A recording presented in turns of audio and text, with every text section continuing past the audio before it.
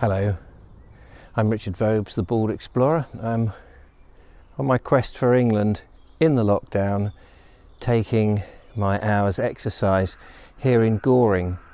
And I've made a video on the seafront. I wanted to show the lovely viewers, of course, a different aspect of Worthing, can't go terribly far. And I've taken the opportunity just to call in at my dad's house. He's no longer alive. He died 2.5 years ago, and this is his house that is up for sale and has been up for sale for some time, and it's been a sorry old story really. So I'm just going to go in and see if everything is okay. I mustn't forget to put the key in my pocket, else I'll lock myself out. Well, it's so easy to forget the key. Anyway, I'm in this rather 1930s bungalow, which I have been in and made videos in here before several times, actually, since Dad's death. And also, when Dad was alive, he was very keen on reel-to-reel tape recording and then cassette recording. And when video first came out, I remember doing some very simple stuff with my dad on VHS, which I don't know that I still have now, which is a bit of a shame.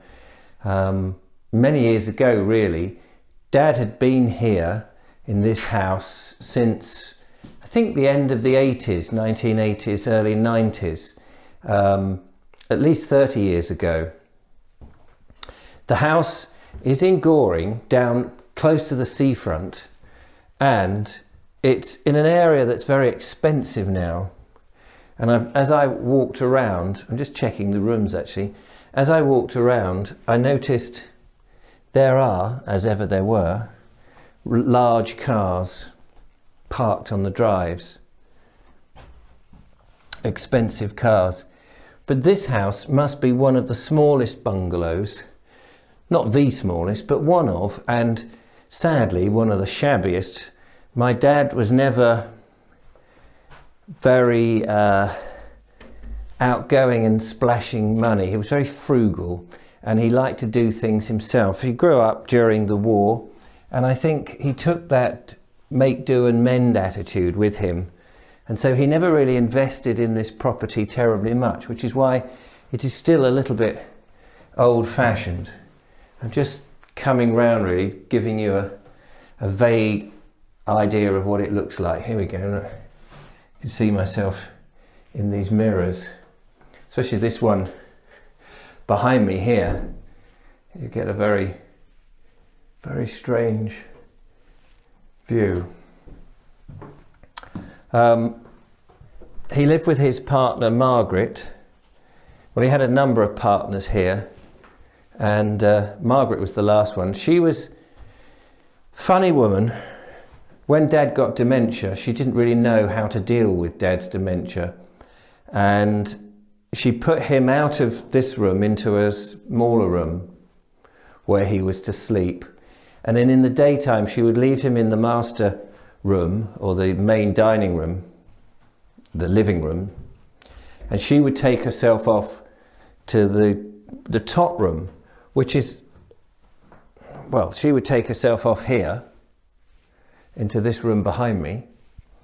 And if I carry on down here, this is the space that Dad would be in, right down here. She would close the doors, and she would deliberately not hear him.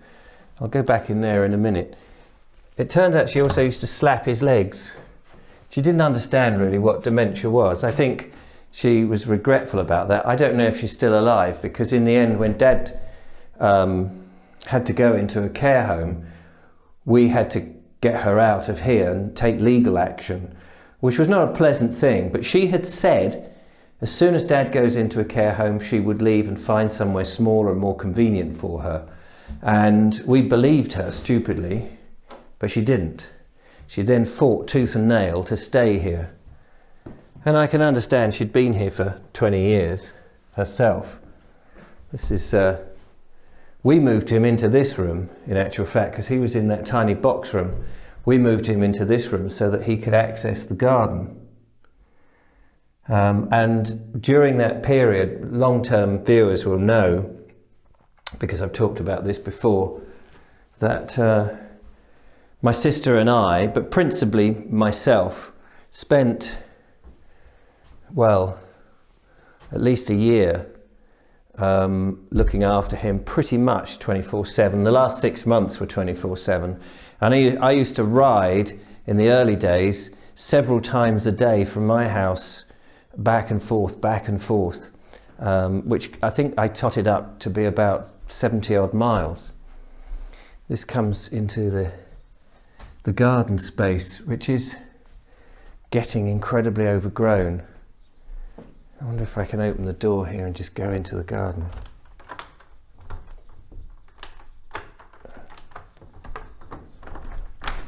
It does seem that it was unlocked after all that.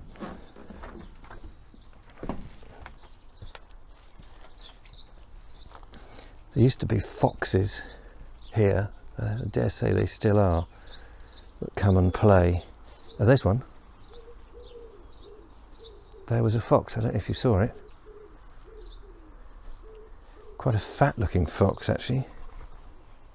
Slipped away just up here past this. Everything is so overgrown. The sheds are falling to bits. The place is in a right mess. I'm glad I've come just to check up on it all.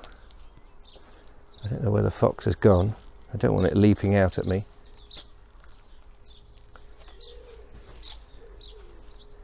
It is like going around one of these abandoned houses.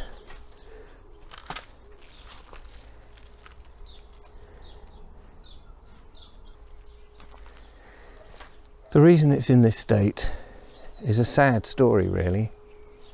This is the garden. All this was very nice when Dad used to look after it. It used to be his pride and joy, as you can well imagine, and now it is somewhat a mess. Let's just go back inside. Oh, this is the garage.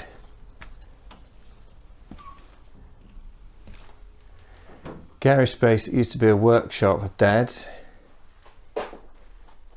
He would, I wonder if the electric is on. I can probably turn that off now. That doesn't need to be on. I'd put the electric on because we had cleaners come in. Just to give the house, it's up for sale. So, the sad and sorry story of more recent times is simply this. Hang on, I'll just come back in. I'm still recovering from my bad back. It seems pretty okay. Yeah, that's got it. So yes. So, well, when Dad died, we obviously inherited it. We sorted out all the paperwork and we paid the inheritance tax and that sort of thing. And at first, my sister was very keen to buy the house from me. We were the sole beneficiaries. She was keen to buy the house from me and then do it up and rent it out and have a second income from it. And I was quite happy. I didn't want to get involved in any of that. I knew that that's a lot of hard work and would be a fair expense to put the house into a state that made it suitable to rent out. I didn't want to do that. And so I said, no, that's fine. And so that was the thing, but it took her about 6 months because she needed to raise money. She needed to get various tests done, and time ticked on, sadly, which I regret now because we would have sold the property. But by the time she was in a position to realise that actually she couldn't raise the finances, we then quickly put it on the market. This was at the end of last year, sometime in well, I was coming back from Cornwall when I had the conversation with my sister about this and said, if you're not going to buy it, let's put it on the market. And she said, yeah, okay. So we put it on the market fairly pronto. I think that was, I can't remember exactly when that was, but it must have been, it was just after the summer. Anyway, so it's been on the market for 6 months, and we were holding out for a price that we'd had it valued at. And of course, estate agents, you know, they knock you down when they've got buyers and this sort of thing. And then eventually we had a buyer, but they were in a chain of 5, and they were playing this down, and we were thinking, oh crikey, what do you do? We were going through the winter, it was wet, it wasn't cold, but it was wet, and I thought the house is going to suffer. We had to empty the house, which we did, all those sort of things. And then eventually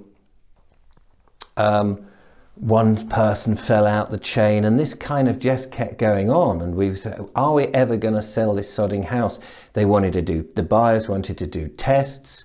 They dug up the floorboards with our permission.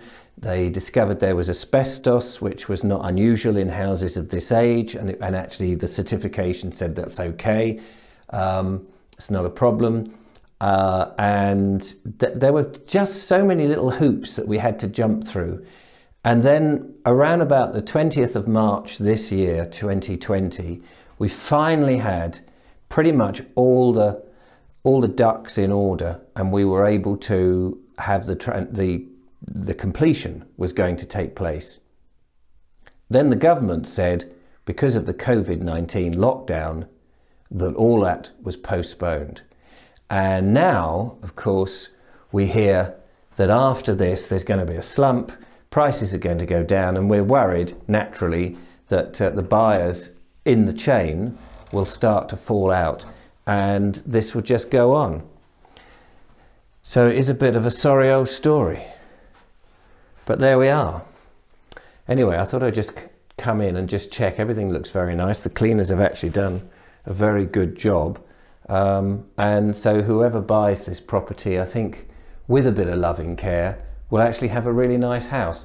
It will take a bit of time to put together, but I think it will be good. I just need to check that the electrics is off. Grand. Thank you so much for watching. I hope you've enjoyed it. This is a little bit strange, different one, but I'll catch up with you on the next one now that my back seems to be pretty okay. Take care. Thanks so much for watching. And don't forget to follow, like and subscribe. Give me a thumbs up if you enjoyed it. See you next time. Bye-bye. Bye-bye. Now, where did I put the key? Oh yeah, in my pocket.